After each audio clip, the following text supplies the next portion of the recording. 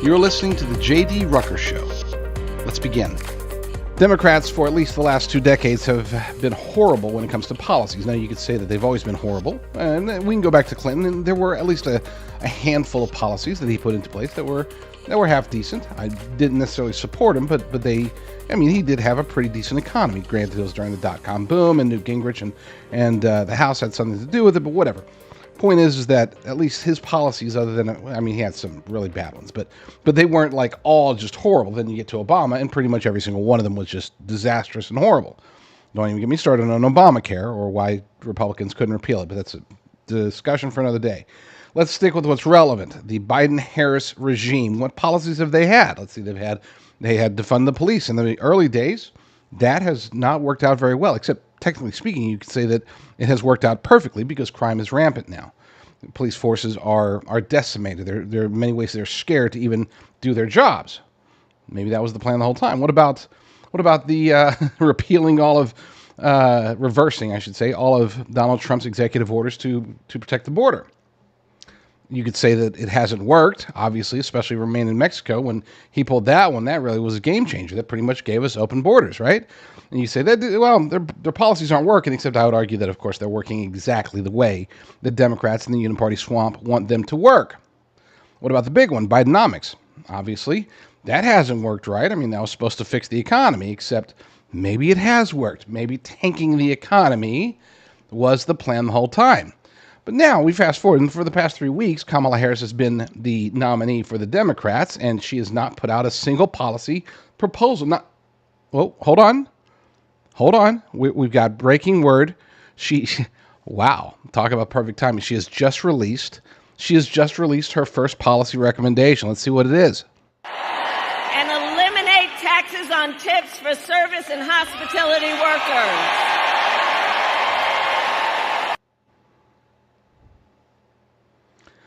That was not a fake deep fake AI thing. That was not a cheap fake, as Karine Jean-Pierre might say. That was actually Kamala Harris literally stealing a policy just because it's popular, stealing one of Donald Trump's policies. Folks, these guys, in general, the Uniparty swamp as a whole, the Democrat Party, to be more specific, but when we look very specifically at the Harris-Walz ticket, we're talking about a group here that has no clue. They have nothing. All they have are truly destructive policies that they can't utter because people are starting to wake up and realize that, hey, maybe it's not such a bad idea. Don't forget, there was a bunch of people that were all like, oh yeah, defund the police. Then it happens, like, oh my gosh, run away. Move out of the cities, quick, get out of California, get out of Minneapolis, get out of wherever. And that's what happened. So, the people are waking up and realizing that maybe if something doesn't sound like a good idea, it probably isn't.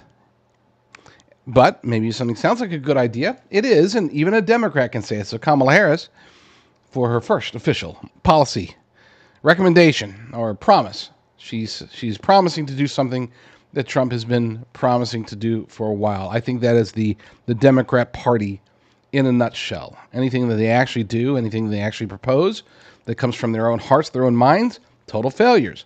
When they want to put out something that's going to be popular and would actually work, steal it from Trump. Rinse, repeat. The border crisis is one of the top 2 issues concerning Americans today. The other one, of course, is the economy, as it always is. Doesn't matter if the economy is good, bad, or indifferent. People will always be concerned about it because it pertains directly to them. But the border crisis, for the first time, arguably, in our history, is having a direct effect on pretty much everybody, which is why even the Democrats cannot ignore it. Now, Kamala Harris has been putting out ads very recently that say that she has a plan on how to fix it. Of course, she is the border czar, so you'd think that if she had a plan to fix it, she would have, already fixed it. But she's putting this out there. And again, don't forget, you might say, oh, that's ludicrous, except look at the people around you. Look at your friends, your neighbors, your coworkers. They are generally, unfortunately, many of them are sheep. And so they will buy into this, oh, Kamala will fix the border. Kamala will fix the border. Well, how does she propose to fix the border? She proposes to fix the border, wait for it, by adding more Border Patrol agents. Now, on the surface, you might think to yourself, wow, maybe that will have a direct impact on the border crisis. More people, that's better, right? She's not saying she's going to build the wall. She's not going to relaunch Trump's stay in Mexico plan, which was wildly successful, by the way. She's not going to do anything like that. Okay, she's going to add more border patrol agents. Now, this to somebody who's thinking, just hearing it and thinking, oh, that's a good idea. Basically, more border cops means fewer illegal aliens, right? No. This is a play that's intended to appeal to both sides. On one side, you have the people that are concerned about the border crisis, whether they're Republicans, Democrats, Independents, doesn't matter. Those people are going to hear this, and if they don't think too hard about it, they'll be like, oh, well, I guess that could possibly work, but it won't, and I'll explain why. The other people, the people that might be concerned, they'll go to Kamala and they'll be behind closed doors or maybe even in public, you can't, we need, nobody's illegal. What are you trying to do? And she'll be like, oh, no, don't worry. Okay, we're hiring more Border Patrol agents not to stop people. We're trying to help them. We're trying to expedite the process. So in other words, she has this solution to the border crisis, but her solution is to basically make it easier for illegal aliens to cross over, get processed, and be allowed to be free and roam across the country at their leisure. That's the plan. And I'm sorry. I mean, you could say that she's dumb or that her campaign's dumb or that Democrats are dumb or that anybody's dumb. But this is kind of a smart move. I hate to say it, but it really is. Because she has the ability to appeal to both sides of the argument. She could say, if she's talking to an audience that's concerned about the border crisis, she'll be like, yeah, we're going to hire more Border Patrol agents. We're going to get more boots on the ground right there at the border. And they're going to apprehend more illegal crossers, more migrants, as she likes to call them, more asylum seekers, as she likes to call them. But then if she's talking to those who are like, we need open borders, you can't stop. It's like, no, don't worry. Look around. This is actually going to make it easier for us to bring in more illegal aliens. Oh, sorry. More migrants, more asylum seekers. Don't worry. I've got a plan. Trust me. There was a Border Patrol chief who alluded to this, and it was very well done. He doesn't buy the plan. According to if you can go over to America First Report, this comes from Daily Caller News Foundation's Jason Hopkins, but we have it republished with permission over at AmericaFirstReport.com. Kamala Harris suddenly knows how to, quote, fix the border crisis, but a retired Border Patrol chief isn't buying it. VP Harris, her campaign is attempting to cast her as a tough-on-the-border candidate, but a former leader of the Border Patrol is warning the public not to buy it.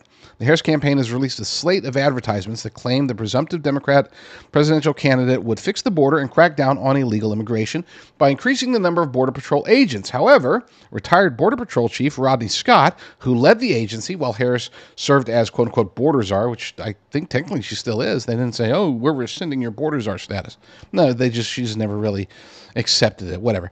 Rodney Scott says voters must look at her record to understand how she would really handle border security. Look at the track record and dive into the details, Scott told the Daily Caller. It's smoke and mirrors. Just like the Senate bill, she supports more funding and more agents, but it's to expedite the processing and flow of more illegal aliens into the United States quicker. It's not border security. She's under the guise of border security. She is literally trying to open the borders even more, if you could possibly imagine that. And we don't want to imagine that. I know there's a lot of I've been seeing more and more boisterous or whatever activist never Trumpers out there. You got people like Mike Pence, who somehow he's answering questions that nobody's asking him, but he says, I'm not going to support either side this time. It's like, okay, well, thanks, Mike. Don't you have like a fellowship to go to, or shouldn't you be working for the military-industrial complex? Doesn't Ukraine need another ambassador? I don't know what he's thinking, but nobody cares. But there's more people like him, and so to those people, I would say this: if you are like, oh, I'm a Republican, I'm a conservative, but I just don't like Trump. There's a lot of hyperbole in the world of politics. A lot of times people will say, this will be our last election if we don't vote right, or we'll lose all of our rights. And it comes from both sides, okay, to be clear. Both sides say, this is it, this is the last one, this is the most important election of our lifetime, this is the one that we got to get right. If we don't get this one right, then America is doomed, right? Well, here's the thing. If Kamala Harris is elected president, and especially if the Democrats are able to steal their way into control of the House and the Senate, within those 2 years where they have complete control, they will destroy the United States of America. What you're seeing right now in England is nothing compared to what you will see in the United States if Democrats have any more time controlling things. We need Trump to get in there and fix it. I don't care if you don't like Trump, fine. You like Kamala? If you want to, I'm not going to make the lesser of two evils argument. I'm not going to, and don't even get me started on RFK Jr. All I'm saying is this, is that we need to get together. We need to rally behind Trump, even if it's just for this. This alone is an existential threat that has immediate impact. The moment that she is back in office, if she has a Democrat-controlled House and Senate, it's over. And even if she doesn't, by the way, don't forget, even if she doesn't have, the Democrats don't have control of the House and Senate, she'll still be able to do a whole lot with her pen. You thought Joe Biden was bad? You thought Kamala Harris as border czar was bad? Kamala Harris as president would be the death of the United States of America. As editor of thelibertydaily.com as well as americafirstreport.com, I am often tasked with reading a whole bunch of stories. Every day I read anywhere from 1,500 to 2,500 headlines, and of those I read dozens. I would argue maybe there's days when I might even read over 100 stories, at least scanning them to see if they fit in with our various drudge alternatives out there. Well, there was a story that actually came out last month that it didn't catch my attention enough for me to post, but now I sort of wish I did, and I revisited it, and it's there's actually one thing in there that I had to point out. It's an article over at Axios, which is, to be clear, Axios is a leftist publication, but they do tend to be more fair than, say, like a CNN or New York Times or anything like that. If there's something bad, they generally will talk about it, even if it's bad for the Democrats. So this is from Alex Thompson over there. Scoop: Biden doubted Harris's election chances. And I don't know if anybody didn't. I mean, pretty much everybody on the Democrat side has always doubted Kamala Harris. That's why they never pushed her to invoke the 25th Amendment. They're like, hey, let's just pretend like Joe's okay for now, and then we'll try to make it to the election, and then we'll replace him. But with somebody other than Kamala. But now they're stuck with her, so it's like, oh, yay, we all love Kamala, and we've always loved Kamala, 1984 style. Anyway, so, but there was a little tidbit of information. This talks about how Biden didn't want her, didn't think she had a chance to win, and of course, I think that Obama felt the same way, and maybe a lot of people did, but they all sort of got blindsided when Joe endorsed her. It's like, okay, fine, they want me to drop out, fine. Here's my last middle finger to the Democrats who are pushing me out. I'm going to go ahead and drop out and endorse Kamala, and let's see what they say, if we're going to start a civil war, or if they're going to follow my lead one last time. This article does point to a whole lot of things, bad things pretty much about Kamala and the reason why she's not trusted. But there was one thing in particular that caught my attention. Let's find that one. There it is. So let's see. There it is. Okay, so between the lines, Harris has been cautious and reluctant to participate in events that weren't tightly controlled, Harris and Biden aides said. In 2022, the White House internally pushed Harris to be the headliner for D.C.'s traditional gridiron dinner, but she resisted. Commerce Secretary Gina Raimondo did it instead. Harris has faced race baiting from some conservatives and at times has focused on critical coverage in her way, blah, blah, blah, blah, blah, whatever. I don't care about the race baiting. Here's the important part. In April 2022, Harris was the guest for a dinner at D.C. news mogul David Bradley's home, a salon-style event Bradley hosts with Washington journalists and newsmakers. Harris's anxiety about the dinner was such that her staff held a mock dinner beforehand with staffers playing participants, according to two people familiar with the event. Harris aides even considered including wine in the mock prep so Harris could practice with a glass or two. They ultimately sided against it. So in other words, we're not talking about, okay, Kamala, you're going to go on TV and talk to 30 million people, which, we've seen that before, and we've seen how she's sort of like every now and then she seems like she's okay, but then you can definitely tell she gets jitters. In this case, she's not even talking to a bunch of people. This is a salon style event at this dude's home. Okay. David Bradley's home. And they were like, okay, all right, we're going to show. I mean, it's sort of like that you see in those movies where it's like, oh my gosh, I got to go to a dance. Here, quick, Mom, show me how to dance.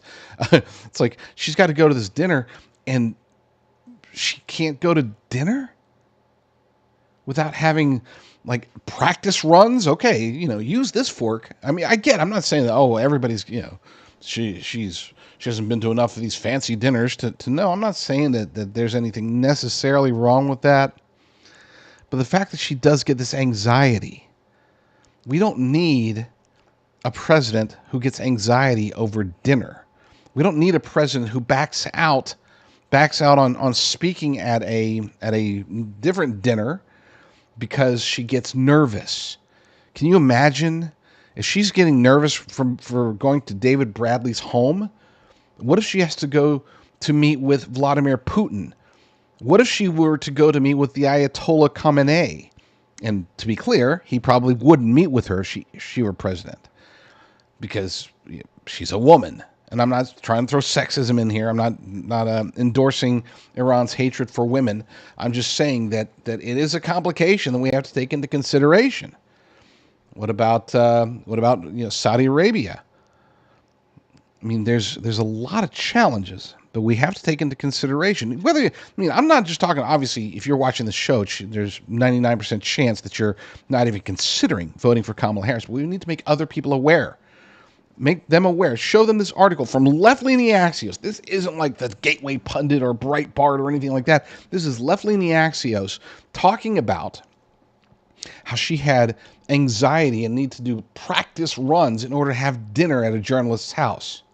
Is that really what we need as president in the United States, considering the geopolitical turmoil that's around us? Remind them that she was, at the time, she was claiming, before it turned into a debacle, she was like, oh yeah, I've been there.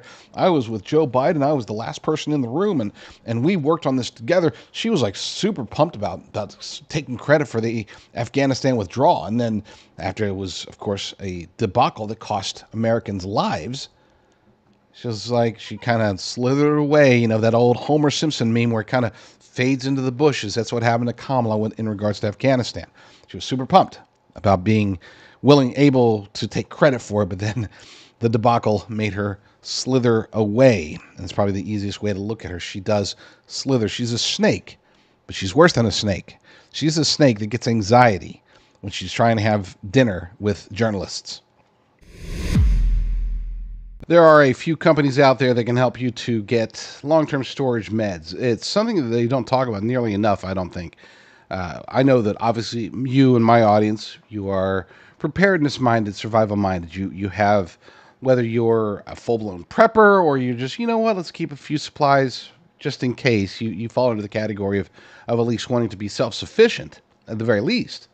That's why my good friends over at Jace are amazing. You can always use promo code Rucker10 to get $10 off your order. Go to jdrucker.com/meds. That's jdrucker.com/meds, and let's pull them up actually.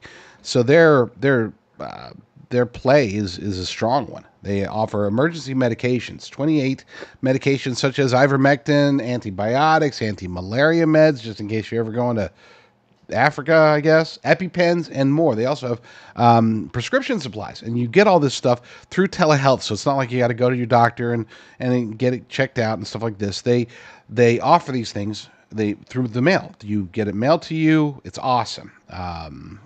Just good stuff. So again, check it out. See if there's something there that you need. I do strongly recommend, just in case you never know when the pharmaceutical supply chain is going to go under or over or whatever.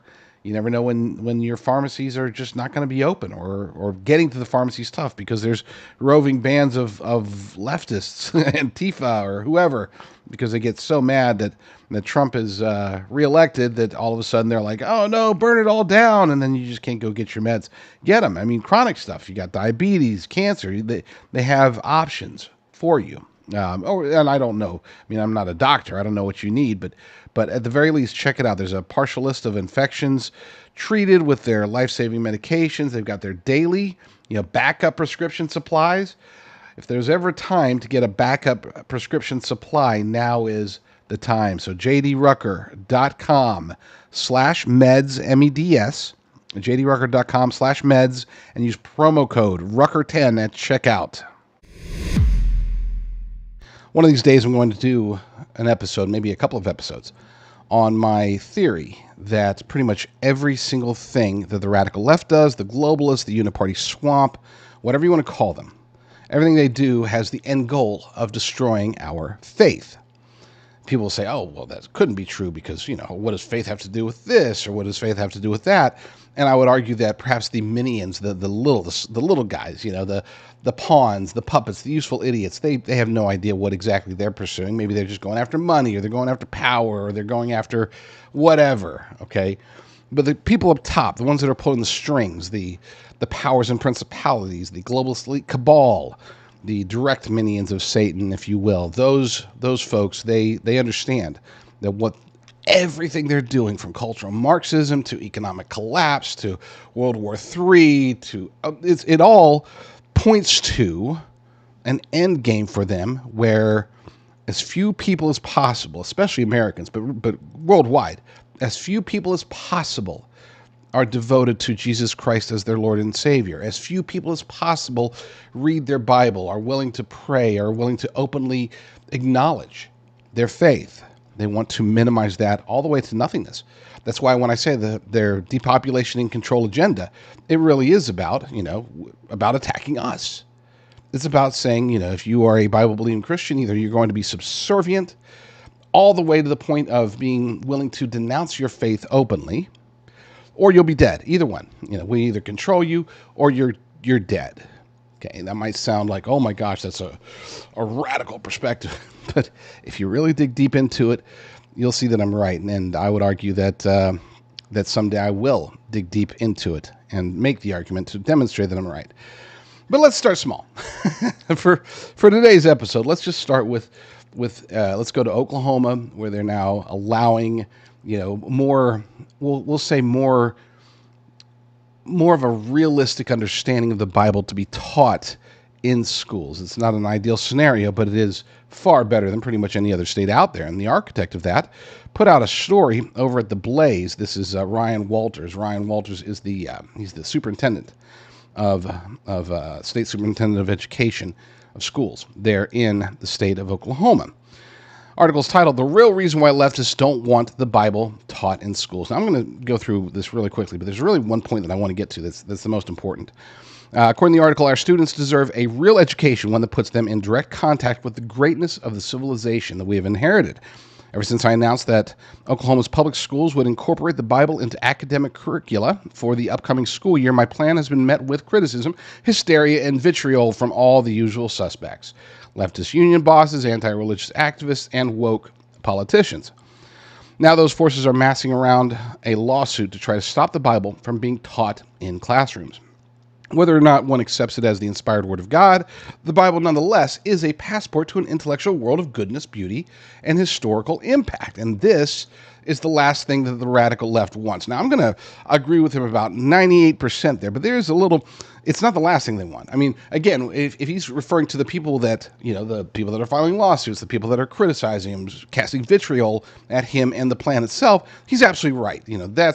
They don't want, they're basically told that if you acquire a biblical understanding of beauty and goodness, then that's going to somehow be bad because biblical goodness means that you can't be trans, you can't pick your own gender or anything like that. Well, yeah, actually it does, because God created us, men and women, and as a result, it's not our call to say, well, today I feel like a man. Well, tomorrow I feel like a woman. Well, maybe I'm queer or this, that, or the other. No. He made us very, very well.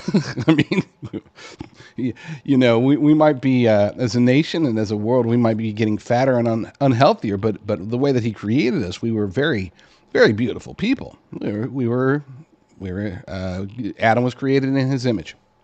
So I mean, we aren't supposed to be picking genders. We aren't supposed to be deciding, going out and having sex and getting abortions and all this other. I mean, there's so many things that are supposedly rights. Supposedly, that's, we have to be diverse and equitable and all this other stuff. But none of that, all that is anti-biblical. So in that way, they are right. They don't want the understanding of biblical goodness. They don't want us striving to adhere to the tenets of the Bible. So, in that regard, Ryan Walters is absolutely correct. Now he starts to go into a little bit more of a secular understanding, and I get it. I mean, he's towing the line here. He doesn't want to come out and say, we want to indoctrinate the children and force them to read their Bibles, and we're going to shove Christianity down their throats. He can't say that, even if he wants to. And I don't think he does, by the way.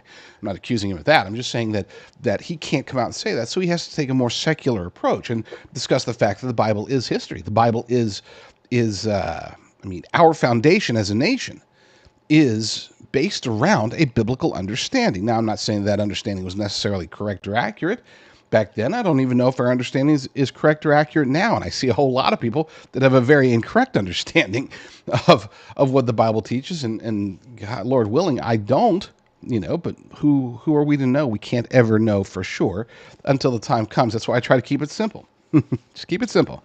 Go by what the Bible says. Don't try to insert too much into that. But I want to skip ahead here real quick to, he talks about how people throughout history, from the Declaration of Independence into Martin Luther King Jr. and all these other people have invoked the Bible and parts of the Bible into their understanding of the world. But here's the part that I think is most telling. And this is something that we have to remember as a nation today. Reagan often pointed to the principles of Christianity and biblical truth as a source of America's greatness. He often said, within the covers of the Bible are the answers for all the problems men face. Within the covers of the Bible are the answers to all the problems men face. Reagan easily referred to and used both the Old and New Testament in his personal and public life. His long-standing use of the Bible as a source of describing the country is found in the Declaration of the U.S., in his declaration that the U.S. is a shining city on a hill for all the world to see. To a student who has been denied an academic education about the Bible, those arguments will, at best, sound like a poorly translated foreign language.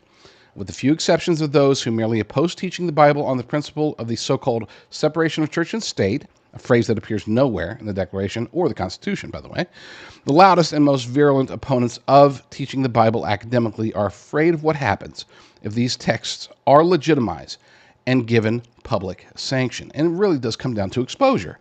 At the end of the day, they don't want, it's not just that they don't want kids or adults or anybody to believe in the Bible. They don't even want us to read it. They don't want us to know about it. They want children to grow up with their iPads and their VR headsets and their TikTok, and they want them to be they want all of the indoctrination. They want all the brainwashing. They want it to where there's no possibility that kids can be taught the Bible. They just want to eliminate the Bible altogether. And that has been the case for a long time. And for the last several decades, it has been the case. Not only have they wanted it, they basically achieved it.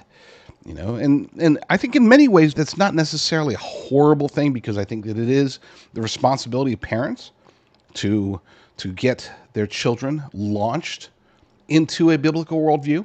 But, there are kids that don't necessarily have parents, or at least not their biological parents, or those who don't care.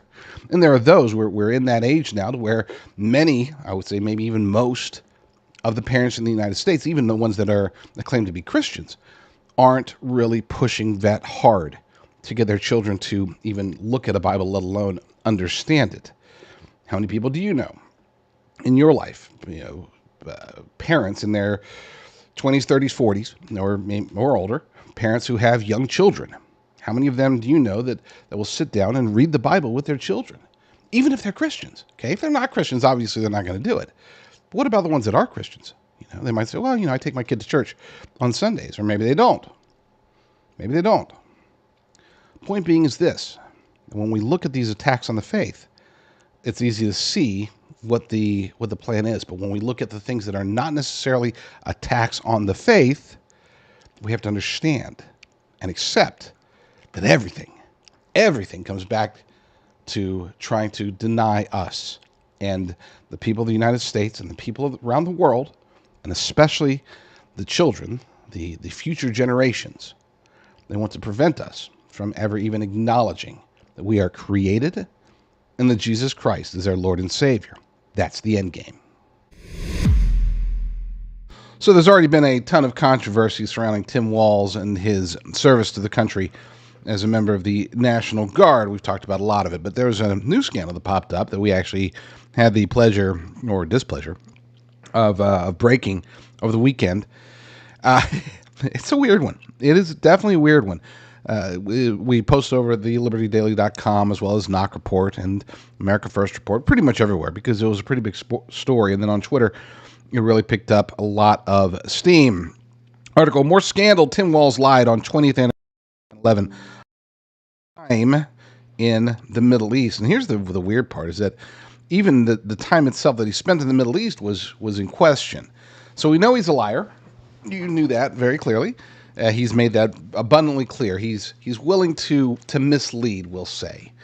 I shouldn't say, oh, he's a bald-faced liar, because there are things that you bald-faced lie about, and he has his share of those. But this, when it comes to his military service, he's been more, and he's kind of like things and then hasn't corrected them, or in some cases, like in this, be talking record, and then he'll quickly transition to some story, and the way that he does it is done so that he's implying that it was through his military service that these things were taking place. Let's play. This is I'm about to play a video from the 20th anniversary of 9/11. At the time, he was Minnesota governor, and he's talking about, well, he says, I served in the National Guard, and then I was able to come home. He went to a ceremony. Well, you watch. The years that happened after that classroom, I had the privilege of serving in this state's National Guard. And when I left, I had a 2-year-old. When I came home, I had a 3-year-old. But as I listened to Jill and I listened to Mariah, the guilt, I came home and my daughter went on. And when you're 2 and 3, she knew no difference.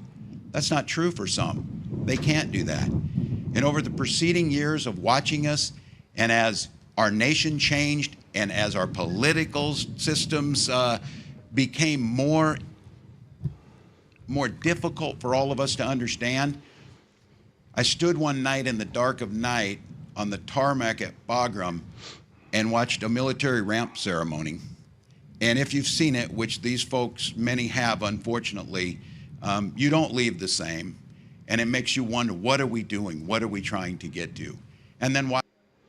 So that's the speech as delivered, and you could hear that he did give some context to coming home and stuff like that. I want to read to you. This is the speech as written, and it's important that you understand this is one single paragraph. So in other words, the way that he transitions or doesn't transition makes it appear as if what he's saying is that he served in the National Guard, and while he was in Afghanistan, or in this case, he in the speech as written, he says Iraq, but it wasn't in Iraq. But anyway, so according to, and you can find this on Minnesota's official government website. There's a PDF on there from the 20th anniversary commemorative celebration speech that he delivered.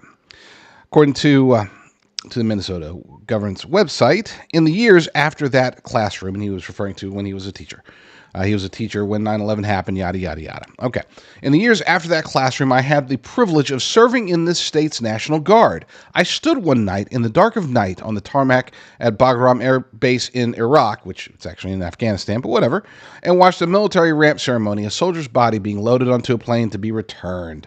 And if you've seen it, you don't leave the same. It makes you wonder, what are we doing? What are we trying to get to? And then watching, as all of you have been, the confusing last few weeks with the Taliban takeover of Afghanistan. Now, look, as I noted in the article, because I do want to be fair, as I noted in the article, this, where to go? There's a great visual about how he's claiming that, whatever, that's from a Muse user. But okay, so this, let's first start. This is Shore News. This is their take on it. After many examples of Walz claiming either directly or indirectly that he is a war veteran who saw combat, the Democrat Party and the mainstream media continue covering for him. However, the incident underscores the delicate nature of discussing military service, especially in the context of solemn remembrances like those for 9/11. While the controversy may fade, it highlights the intense scrutiny faced by public figures, especially when it comes to their service record. For Walz, a simple slip of the tongue or a minor factual error turned into a significant political issue. Don't believe it? Download the PDF here. And again, this was sent to me via X last night, and so I went ahead and had to check it out, and it's like, oh, sure enough, here he is.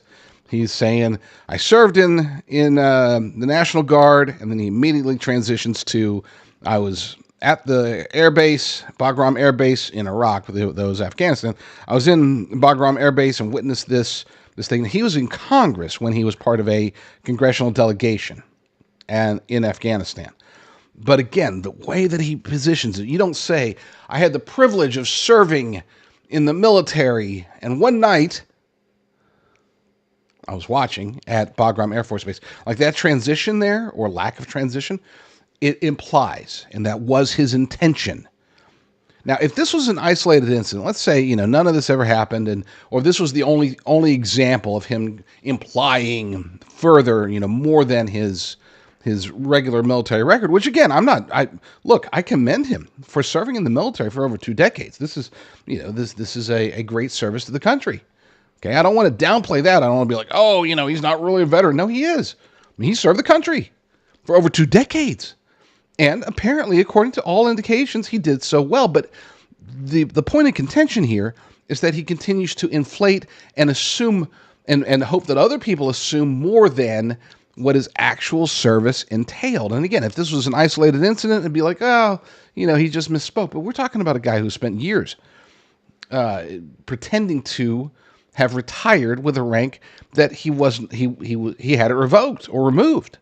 Okay, based upon his unwillingness to serve in Iraq. We're now learning, of course, that he learned about the deployment. Okay, the media says, oh, he didn't know about the deployment until after he had retired. That's not true. We have multiple witnesses that say he definitely knew. I mean, we all knew, but he retired, and then the official orders came out. But it's not like he was going through and just randomly, oh my gosh, I gotta go run for Congress. Now I'm going to go ahead and retire early and not keep my highly coveted rank, because all he had to do was stay in for another 1.5 years, and he would have been able to retire as a command sergeant major. But instead, he decided, crap, we're going to Iraq. Let's go and go. But here's the thing: he still has maintained that rank on all of his publications. He's talked about it before. He puts it on his bios. They're now stealth editing all of it, but thankfully so we have the archives of every time when he's claimed a rank that he did not retire as. Did he achieve it? Technically, yes, but he wasn't granted that for an extended period of time, or in this case, through retirement, because he refused to be deployed to Iraq. He did not want that. And look, I wouldn't, I'm not going to, if it was just a matter of, he left, fine. But then don't take credit for the rank that you no longer had. And don't talk in these terms as if, I was serving in the National Guard, and one night in Iraq or Afghanistan or wherever Bagram Air Base is, I was watching the ceremony. I mean, it was implied. He was implying, and he wanted people to believe that while serving in the military, he witnessed this, because he even said, it wasn't in the written part, but he verbalized. He said, look, I felt so guilty that I was able to come home safe when so many others were not. come home safe from a congressional delegation? When was the last time a congressman lost their lives while out visiting? Okay. He was implying that he was there for combat reasons. There's no other way to look at it. And this guy's a liar. As a result, you can talk about stolen valor. You can talk about all these things. I'm looking at this guy as somebody who greatly, dramatically attempts to mislead people about his own histories, that the type of person I want from the presidency. I say no. If you have been paying attention in recent years, and I know you have been, obviously, because you're watching my show, so clearly you're not sticking your head in the sand. You want to hear the truth.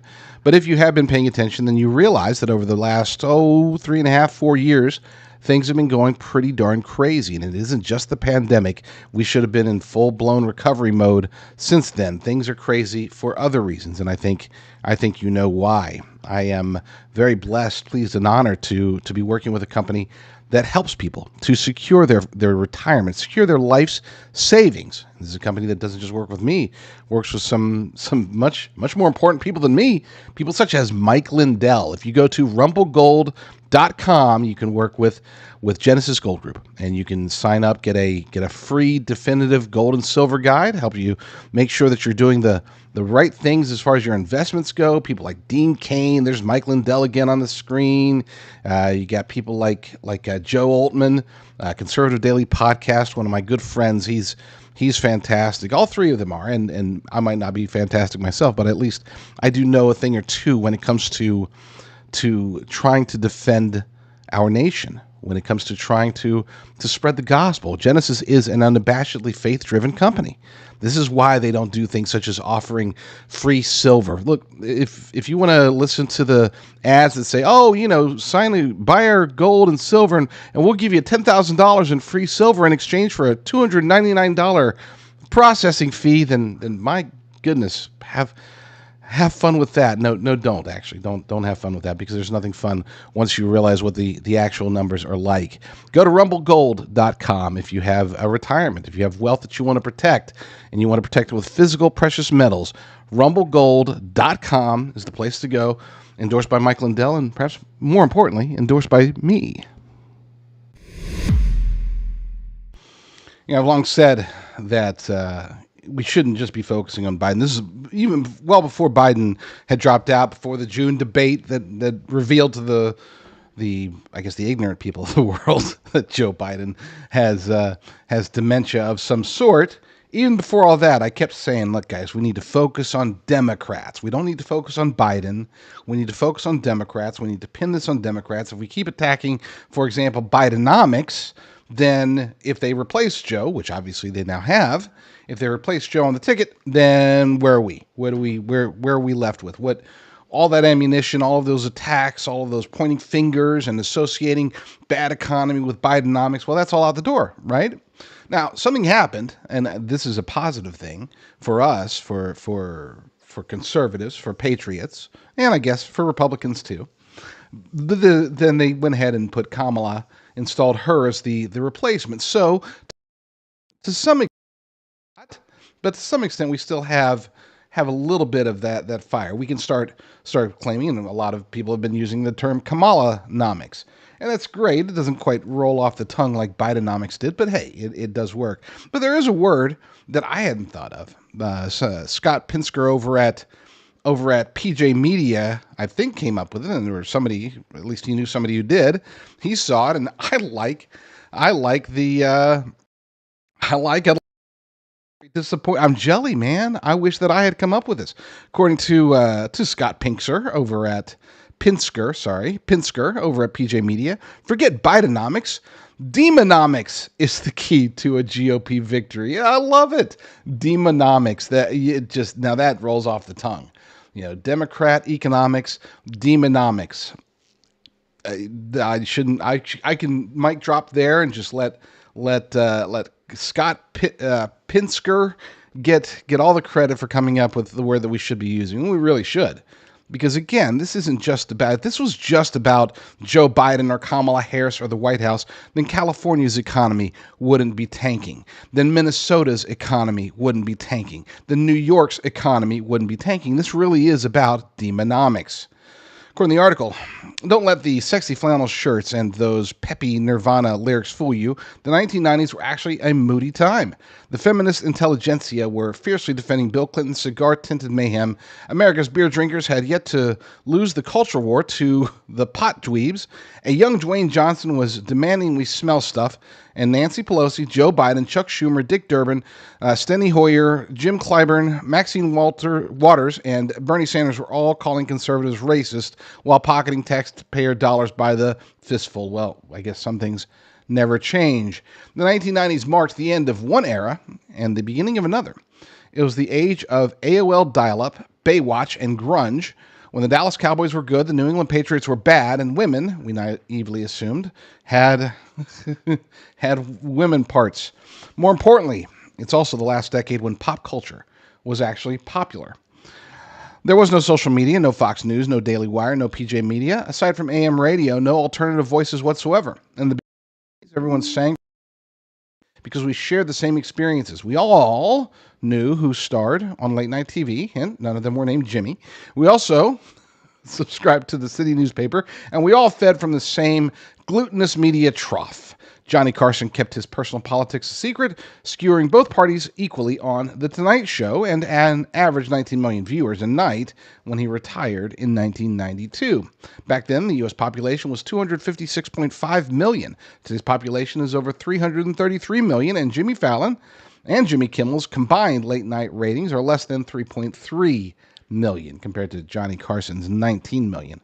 The media ocean has grown far larger, no doubt due to climate change, of course, because that's what they get it, oceans. Okay. But yesterday's media whales have devolved into minnows.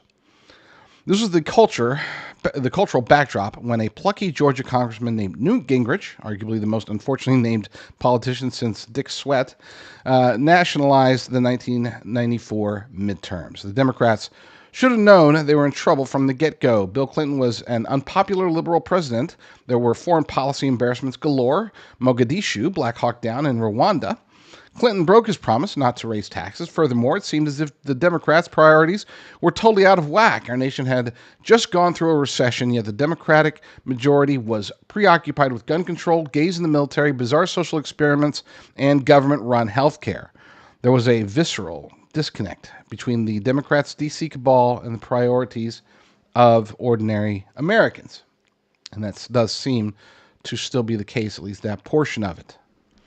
But even though there was blood in the electoral waters, the liberal kingpins and their media cheerleaders still couldn't fathom a scenario where they lost control of both branches of Congress. That sort of thing just wouldn't happen. Okay, so maybe they'd lose 20 or 30 seats, House seats, and a half dozen in the Senate. Yeah, it would be bad, but survivable, right? Come hell or high water, the Democrats' legislative majority would surely prevail just as it had since the 1950s. Representative Newt Gingrich, however, along with his legislative tag team partner, Rep. Dick Armey, arguably the most awesomely named politician since Bill Boner, I like this guy. This is a good writer. Thought differently. Gingrich and Armey brought all the GOP's congressional candidates to the Capitol steps and announced a contract with America. 8 reforms and 10 legislative promises that, if granted a Republican majority, they swore to enact. So, what do they propose? None of the promises pertain to criminalizing abortion. None mentioned gay rights. None were for drug legalization or any of the other hot-button cultural issues. Instead, they were mostly procedural, legal, or economic, such as an honest accounting of the federal budget, truth in sentencing, tax credits, banning proxy votes in Congress meetings, and job creation. The kind of legislation that political pundits deem boring to Joe Sixpack and his Schlitz-serping neighbors in suburbia. As a result, the GOP's marketing message was simple and digestible. If you want a sane economic policy and a competent government, vote Republican. If you prefer the status quo, vote Democrat. Now, this is important. I know this is long, but you guys have to understand this. You have to, and not just you, but more importantly, the Republicans who are running. I'm not just talking about President Trump. I'm not just talking about JD Vance. I'm talking about up and down the ticket, local, citywide, county, state, and national elections all need to be paying attention to this. Meanwhile, the Democrats were whistling in the wind. You could almost forgive the Democrats for their hubris. They had successfully controlled the House of Representatives for 40 straight years. A Republican takeover they assumed was utterly unthinkable. Then, in November of 1994, the unthinkable occurred. The Republicans flipped 54 House seats and 9 Senate seats. The Democratic House Majority, Chairman of the Judiciary, and Chairman of the Ways and Means Committee were all defeated. Just as Fleetwood Mac had prophesied, it was a landslide. By nationalizing the election and forcing the voters into a binary economic decision, the GOP became the dominant party on Capitol Hill, at least briefly. Now, 30 years later, it's deja vu all over again. A deeply unpopular liberal president, foreign policy disasters, economic uncertainty, chaos in the markets, incompetence, an administration with misplaced priorities. So let's offer the voters another binary choice. There's a tendency to name economic periods after presidents. Sometimes it's catchy, Reaganomics, but other times it's a branding miscalculation. This is one of those times. President Biden tried to name it after himself. He really, truly tried. The official White House website even proclaimed Bidenomics is working. Even after he quit the presidential campaign, the New York Times continued with the naming, wondering if Kamala Harris can Kamala Harris sell Bidenomics? Don't fall for it. In the immortal words of Admiral Akbar, it's a trap. Inflation is sky high. Gasoline prices are ridiculous. The financial markets have gone schizophrenic. There's a hot war in Europe, and military flashpoints are popping up everywhere. We're barreling towards a recession, and the American people are begging for financial sanity. This isn't Bidenomics. It never was. This is bigger than Joe Biden, and quite frankly, he never deserved naming rights in the first place. Half the time, he doesn't even know where his pants are. This is a problem that's exclusive to Democrats: Kamala Harris, Tim Walz, Chuck Schumer, Hakeem Jeffries, Barack Obama, Nancy Pelosi et al. It's a party-wide phenomenon. So call it Demonomics and pin it to all the Democrats. Demonomics is the policy of announcing plans to shut down oil companies over the next few years while also demanding they make massive new investments in production, infrastructure, and capacity. It's spending $1.9 trillion to stimulate the economy, mailing everyone free money, and then going, surprise Pikachu when inflation explodes. It's blaming Putin for everything and yourself for nothing. It's the policy of making our country dependent, again, on oil imports from unstable anti-American regions, and then being baffled when the oil oligarchs maximize profits, price gouge consumers, and weaponize their petro-rubles. Demonomics is putting who's woke ahead of who's going broke, and placing Greenpeace ahead of greenbacks. There's no more pop culture in 2024. Pop culture is dead. Today it's all cult culture. Different niche groups in separate but unequal echo chambers. Some of these groups still consume newspapers and cable news. Others are 100% online. And there are increasingly bizarre divided lines. TERF versus trans. Free speech versus safe spaces. Woke versus DGAF. Maskers versus anti-vaxxers. K-pop Swifties believers versus music that doesn't suck. Got you there. Each group has its own tastemakers, tale-tellers, and gatekeepers. Because of our modern culture is hopelessly splintered, your marketing message cannot be unduly complex. Otherwise, it'll never penetrate your target audience's cult culture cocoon. The more your message must be explained, the more cost-prohibitive it is to disseminate. An 18-piece contract with America circa 1994 is too unwieldy for voters in 2024. A successful economic message in 2024 must be direct. The shorter the better. Ideally, the tale will quickly explain the problem and then offer the perfect solution. And if the message is transferable to all Democrats, you can nationalize the election so it's not just about one person. I'm going to stop right there real quick. It is going to be hard to make it not about one person. And unfortunately, that one person is not a Democrat. They're trying to make it all about Donald Trump. They have been for the last, we're going on now 8 years, or over 8 years, sorry. They want him to be the message because they believe that if they can generate enough hate for him, that they can win. That's their only play. So, but we'll try. I'm not downplaying this.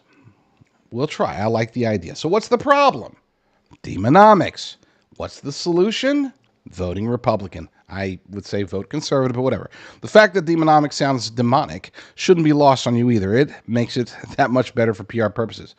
Be direct. Call it Demonomics. Tell the tale. And pin the tail on the donkeys. I need to look. I got to admit, I am super jealous across the board of this Scott Pinsker. I need to look this guy up because that was a very well written article. You know me. I mean, anybody who's watched my show, I never read entire articles.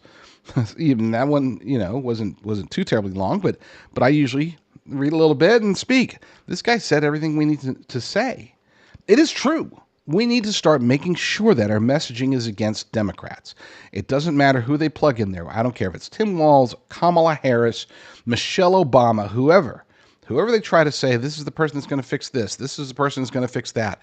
We need to stop that. We do. If you're watching on my Rumble channel, stay tuned. We are about to go to the live version. Over at Worldview Tube, and then it'll play right here on the Rumble channel. If you're watching anywhere else, Frank's Speech, RVM, Spreely, whatever, then I bid you adieu. You keep watching tomorrow. We'll have some more amazing stuff. Lord willing, I will be back tomorrow with another episode. But in the meantime, you all stay strong, stay safe, and God bless.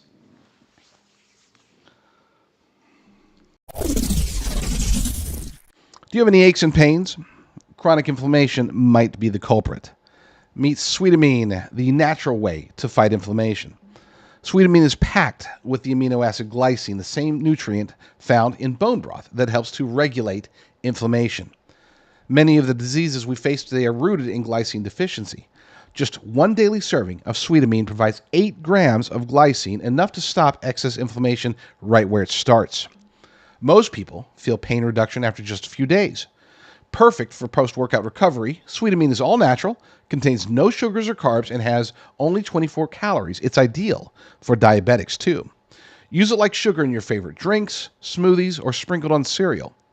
Try our 12-day challenge trial pack for only $19.95 with free shipping, completely risk-free. And for a limited time, enter promo code RUCKER at checkout for a $5 discount. Order Sweetamine now at sweetamine.com or call 855-GET-SWEET. That's 855-438-7933. Live pain-free with Sweetamine and take the challenge today. I like being a person who focuses on solutions. I don't always have the answers, but I try to at least know 1 or 2 or 5 different ways that we can address an issue. If we're fighting oppression, we know that we must protest. We know that we must be ready to, if necessary, to revolt. If we're fighting against a government that is just doing the wrong things, well, let's figure out who the right people are and get them into office. Those are the types of solutions that just about anybody can offer. If anybody who's out there doing a conservative or alternative news show, they can at least tell you, go vote and go protest, right? But one thing that we have that's unique about us is that we do actually get involved directly with one particular problem. That's long-term survival, preparedness. Just in case, hey, let's say we can't stop the destruction of the United States. Let's say we can't prevent the next cyber attack. Let's say we can't prevent an invasion, God forbid, or anything like that, then at least we should be able to bug in appropriately. And that's why I'm very proud to be one of the owners of a company that services Americans specifically with long-term storage beef. We're talking about the good stuff. It's not beef crumbles or beef chunks. We're talking about ribeye, New York strip, tenderloin, sirloin. We're talking about freeze-dried. It's cooked sous vide, so then freeze-dried for a 25-year shelf life. So you're good until 2049 if you buy enough of this stuff. All American beef. We don't import anything. It's born, raised, slaughtered, and then packaged and shipped out from Texas. Doesn't ever leave Texas until it's in a bag heading towards your house. So that's my contribution, so to speak. I know it's not much. I know that there's other people that are fighting really hard, getting into heavy activism, fighting the lawfare side for conservatives and all that good stuff. This is what we've got. I mean, it's different, but hopefully Hopefully we fulfill a need that you have. Be sure to use promo code JDR. That'll get you the maximum discount at any given time. And as of right now, as you're watching this, that maximum discount is 25% off. So, yeah, stock up. Stock up now. Stock up as much as you possibly can. Get high-quality beef by going to preparewithbeef.com. That's preparewithbeef.com.